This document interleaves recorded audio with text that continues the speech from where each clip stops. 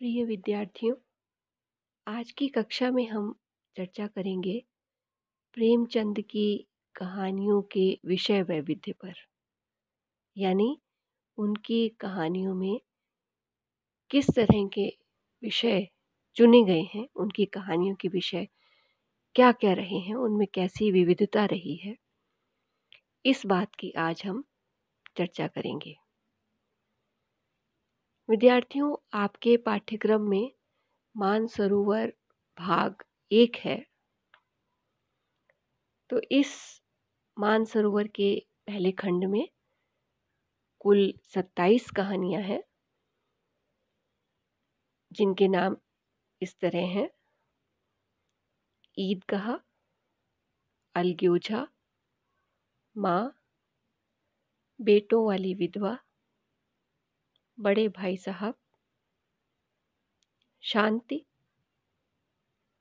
नशा, स्वामिनी, ठाकुर का कुआं, घर जवाई, पूस की रात, झांकी, गुल्ली डंडा, ज्योति, दिल की रानी, धिक्कार, कायर, शिकार, सुभागी, अनुभव, लांछन, आखिरी हीला, तावान, घास वाली, गिला, रसिक संपादक और मनोवृत्ति। ये 27 कहानियाँ आपको पाठ्यक्रम के अंतर्गत पढ़नी है, जो मानसरोवर के पहले भाग में संकलित है। विद्यार्थियों, प्रेमचंद की कहानियों को पढ़ते समय आप इस बात का यकीन कर लेंगे कि उनकी कहानियों का संसार बड़ा व्यापक है। आपके पाठ्यक्रम में उनके उपन्यास भी हैं, रंगभूमि और गबन। उपन्यासों को पढ़ने के बाद जब आप कहानियों का अध्ययन करेंगे तो यही निष्कर्ष आपको मिलेगा कि उनकी कहानियाँ जीवन के बहुत से रंग प्रस्तुत करती हैं।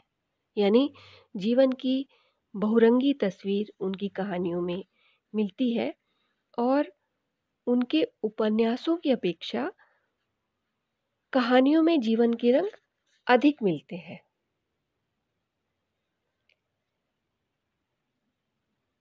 निश्चय ही इन कहानियों में उनका अपना दृष्टिकोण, उनके अपने विचार, उनका अपना आदर्शवाद प्रमुख है। और मूल रूप से तो प्रेमचंद आदर्शवादी कहानीकार हैं और जिस आदर्श में वे अपने परंपरा और आधुनिकता इन दोनों का ही समन्वय करते हैं और इस तरह से उनकी कहानियाँ लिखी गई हैं कि उनमें भारतीय आत्मा भी मिलती है और भारत का आत्मबिंब भी मिलता है।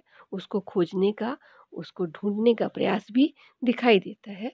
तो इस तरह कहीं कहीं हम ये कह सकते हैं कि वे आधुनिक भारतीयता के भी कहानीकार हैं और उनकी कहानियों में जीवन के अनेक प्रसंग, अनेक घटनाएं, अनेक समस्याएं मिलती हैं। तो जो उनके उपन्यासों में कहीं कहीं हमें लगता है कि जिनकी कमी है। हालांकि उपन्यास सम्राट प्रेमचंद घोषित हो चुके हैं, लेकिन उनकी कहानियों को पढ़कर भी हमें लगता है कि उन्हें कहानी सम्राट की उपाधि से भी विभूषित किया जा सकता है। उनके उपन्यासों में समसामयिक जीवन और युग का यथार्थ प्रमुख रूप से चित्रित होता है और कहानियों में भी लगभग ऐसी ही स्थिति है। परंतु कहानियों में हम ये कह सकते हैं, कहानियों को पढ़ने के बाद हम ये कह सकते हैं कि प्रेमचंद की कहानियों में मनोवैज्ञानिक और जीवन का सत्य अधिक उद्घाटित हुआ दिखता है। तो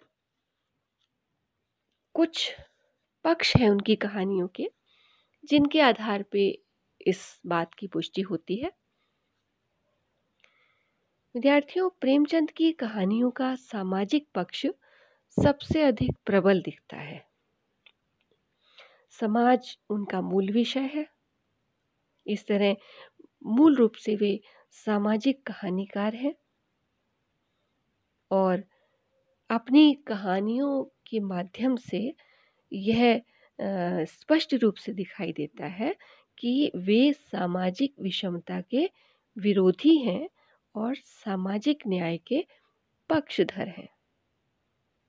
भारतीय समाज में जहाँ भी कहीं अन्याय है, अत्याचार है, शोषण है, उत्पीड़न दिखता है, वहाँ वे उसके विरुद्ध पीड़ितों, शोषितों और दलितों के वकील बनकर दिखाई देते हैं, अर्थात उनका पक्ष लेते हुए दिखाई देते हैं।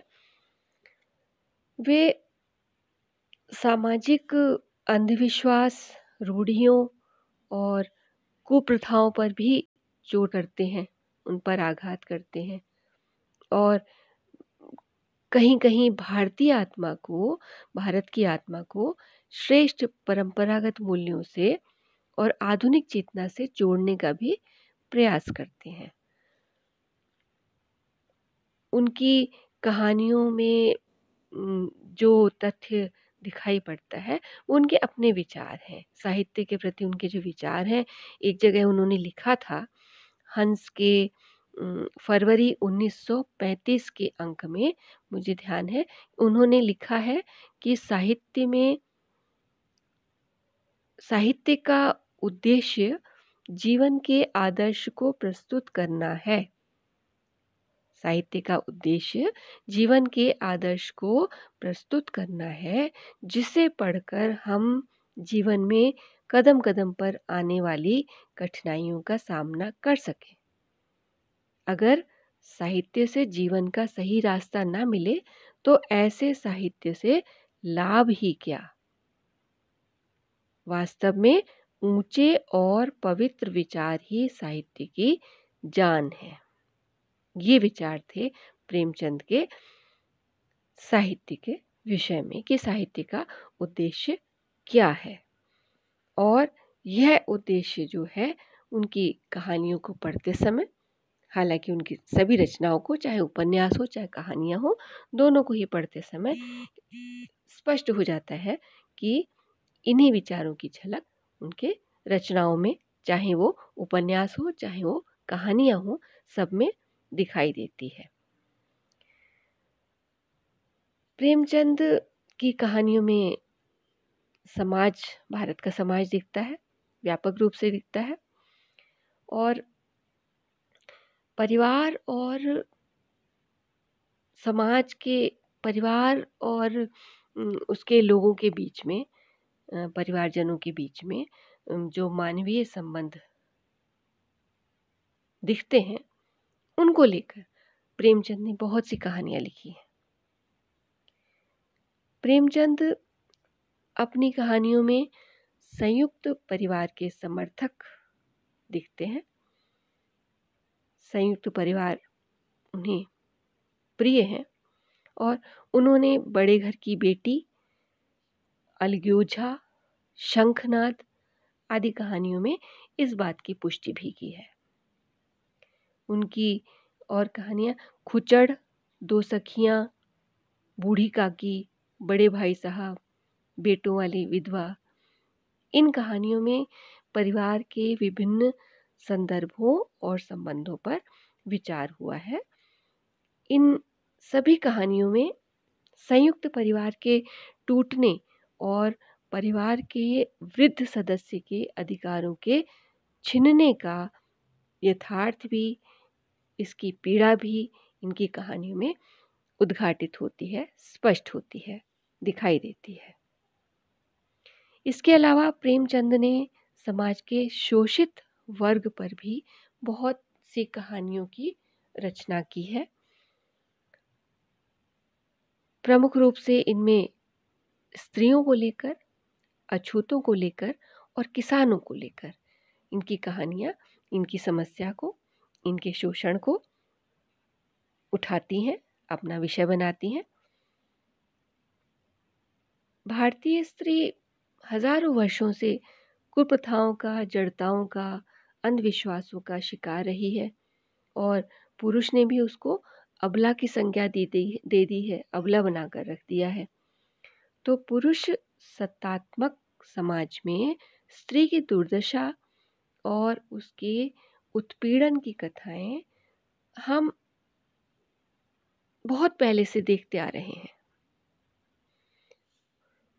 और 19वीं सदी के अंत में आर्य समाज ने भारतीय स्त्री के कायाकल्प के लिए अनेक कार्यक्रम प्रारंभ किए थे और प्रेमचंद ने अपनी कहानियों में इस जागृति को देशव्यापी बनाने में अपना योगदान दिया। स्त्री की वैवाहिक स्थिति और उसकी समस्याएं, विधवा और वेश्या के रूप में उसकी क्या दुर्दशा होती है, इस बात को लेकर उन्होंने बहुत सी कहानियां लिखी हैं।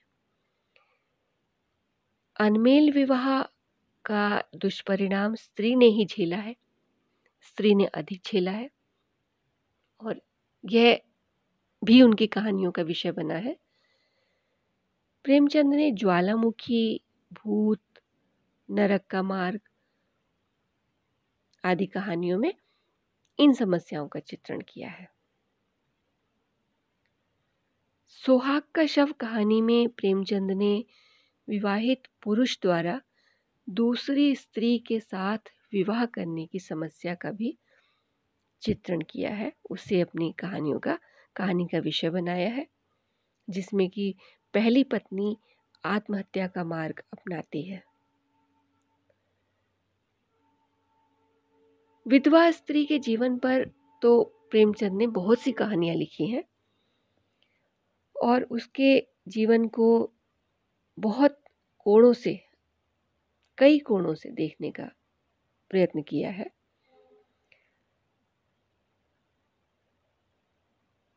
विधवा की परिस्थितियों, उसकी दुर्दशा, उसकी समस्याओं का चित्रण, उनकी त्यागी का प्रेम, नैराश्य लीला, विश्वास, आधार आदि कहानियों में दिखाई देता है। और ये विधवाएं केवल गांव की विधवाएं नहीं हैं, इनमें शहर की भी विधवाएं हैं। शहरी और ग्रामीण दोनों प्रकार की विधवाएं हैं। ग्रामीण विधवाओं में तो पुनर्विवाह की संभावनाएं दिखती हैं, लेकिन शहरी विधवाओं में ऐसा साहस नहीं दिखता है।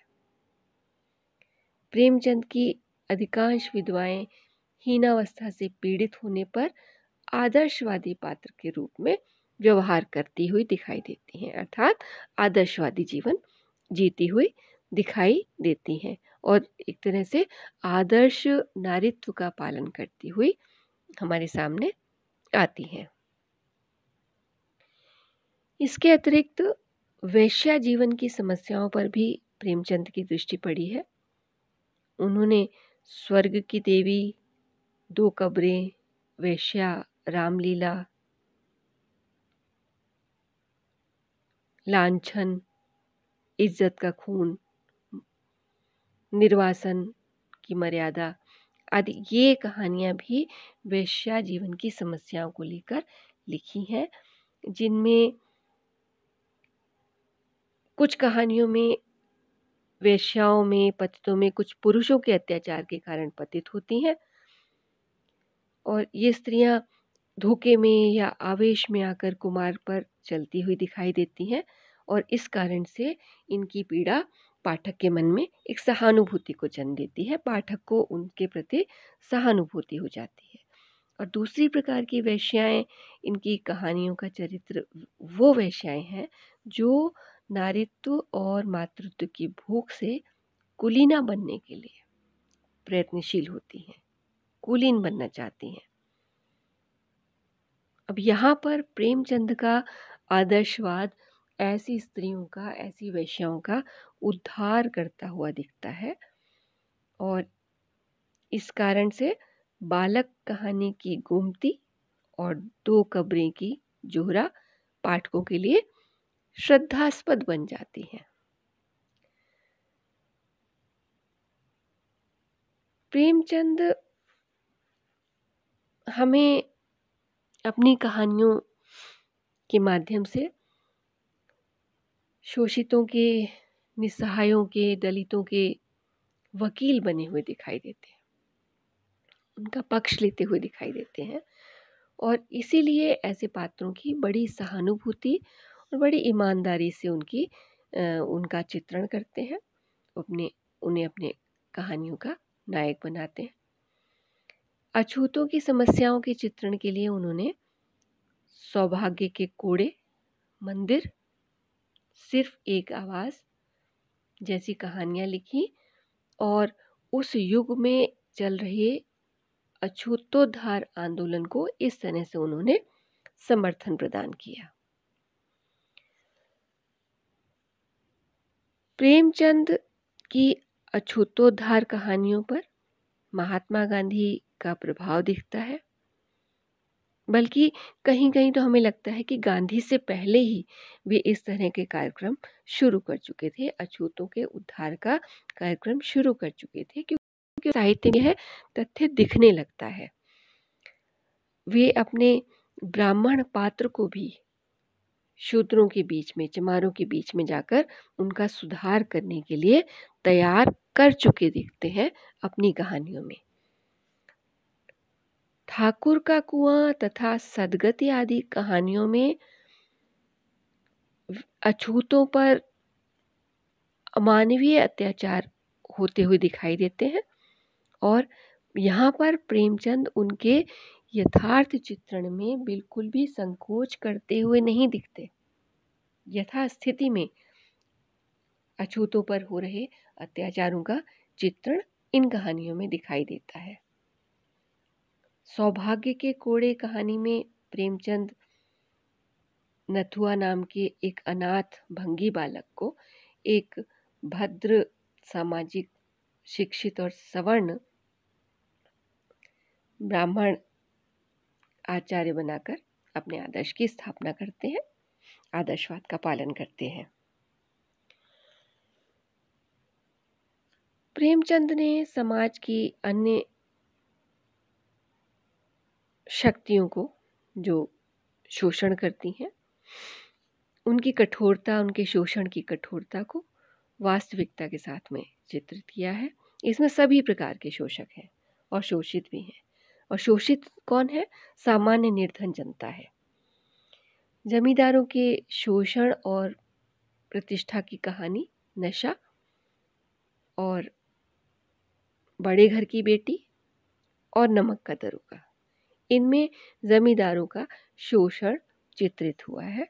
इन कहानियों में प्रेमचंद ने जमींदार, महाजन, किसान, डॉक्टर, वकील, पुलिस, ब्राह्मण, साधु जैसे अनेक प्रकार के चरित्रों का निर्माण किया है और स्वामी, सेवक, मालिक, नौकर आदि अनेक प्रकार के चरित्रों या इनके बीच में जो संबंध चलते हैं, जिस तरह का शोषण चलता है, उसको अपनी कहानियों में प्रस्तुत किया है, उद्घाटित किया है।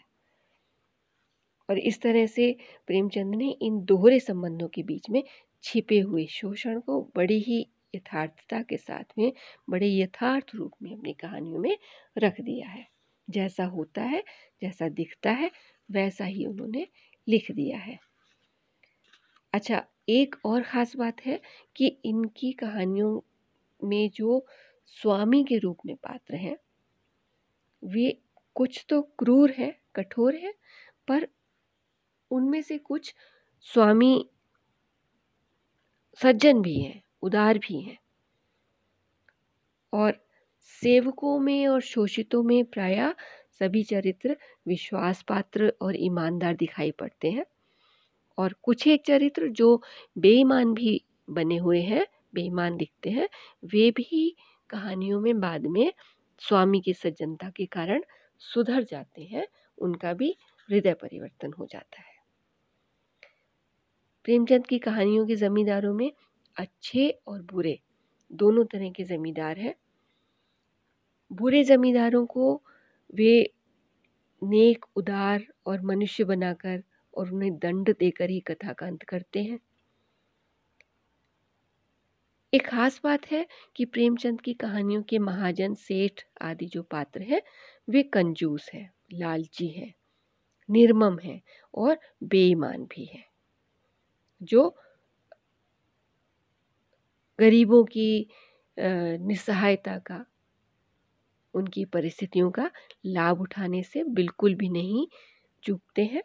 उनकी दयनीय परिस्थितियों से भी अपने लाभ का रास्ता वे निकाल लेते हैं।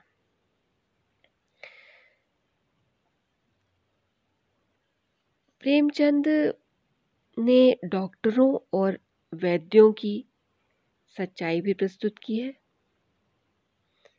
इनकी कहानियों के एक पात्र मोटेराम शास्त्री धूर्त है, धूर्त वैद्य हैं। और इसके अलावा उनकी कहानियों में जगह जगह किसान और मजदूर भी आते हैं। और लगभग 40 कहानियां जो हैं उनके कुल कहानियों के साहित्य में लगभग 40 कहानियां किसानों और ग्रामीण जीवन से संबंधित है। उनकी कहानियों में धार्मिक और सांप्रदायिक कहानियां भी दिखाई देती हैं। महात्मा गांधी देश के स्वराज्य के लिए हिंदू और मुसलमानों की एकता को आवश्यक मानते थे और प्रेमचंद भी इसी दृष्टिकोण के थे। उन्होंने अपनी बहुत सी कहानियों में जैसे ईदगाह, न्याय, परीक्षा, दिल की रानी आदि कहानियों में उन्होंने इस्लाम के उज्जवल पक्ष को रखने का प्रयत्न किया है। वे हिंदू मुसलमानों के सांप्रदायिक दंगों और उन दोनों की ही धार्मिक कट्टरता से पूरी तरह से अवगत थे और समझते थे कि दोनों ही संप्रदायों में अतिवादी तत्व है।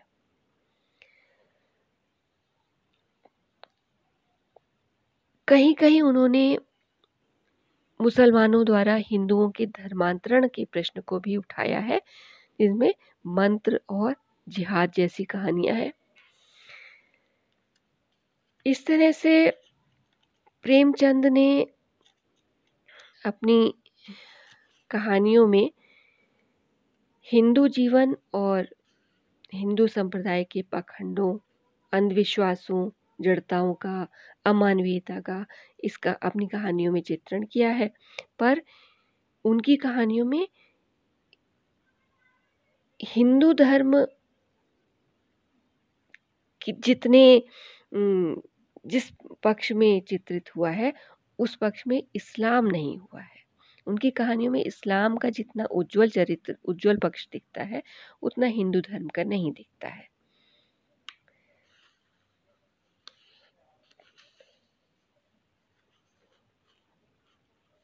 इसके बावजूद ऐसा नहीं कि हिंदुओं के विरोधी थे। इसके मतलब प्रेमचंद हिंदू धर्म की इतनी कटु आलोचना भी करते थे, पाखंडों का, आडंबरों का खंडन भी करते थे, उनका उजागर भी करते थे कहानियों में।